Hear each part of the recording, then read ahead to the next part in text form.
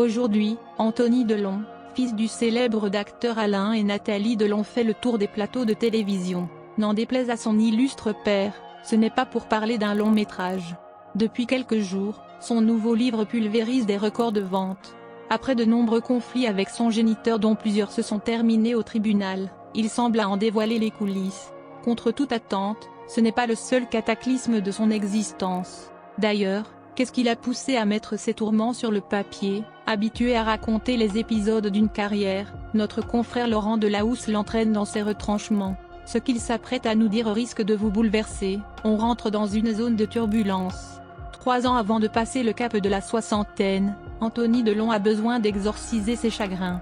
Le déclic, il l'a eu durant le premier confinement. Pendant que la France s'enferme par peur de ce virus inconnu, il enterre 2 êtres chers à quelques mois d'intervalle. Cette larme de trop, c'est la goutte d'eau qui va noyer son cœur en miettes. Ce n'est un secret pour personne mais de toutes les bien-aimées de son père, Anthony Delon appréciait énormément Mireille d'Arc.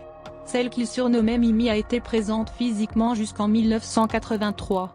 Malgré les reproches et le fait qu'elle ne pouvait pas avoir d'enfant, elle a eu le courage de rester et de s'accrocher.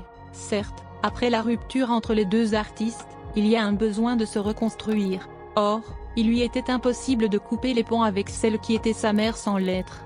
De son côté, l'agent Georges Baume, il le considère comme son parrain. N'oublions pas que ce dernier a accompagné son géniteur à de nombreuses reprises. Au sommet de sa gloire ou au creux de la vague, il répondait toujours présent. Pour illustrer le vide que ces 2 personnes ont laissé dans sa vie, on a sélectionné 2 photos privées. Issues de l'album Instagram du demi-frère d'Anouchka, elles sont à la fois bienveillantes et tendres. Puisqu'un malheur n'arrive jamais seul, mais avec d'autres tsunamis dévastateurs, Anthony Delon a dû gérer la santé de ses 2 parents presque simultanément. D'un côté, celui qu'on pensait aussi fort qu'un samouraï a fait un accident vasculaire cérébral. Un trimestre plus tard, le verdict des médecins tombe comme un cheveu sur la soupe. On a diagnostiqué un cancer fatal à la mère. À l'intérieur de sa carapace en titane, ce fils de a ressenti comme un vide terrible, un froid. Donc, au fil des mots, il tente de penser ses blessures.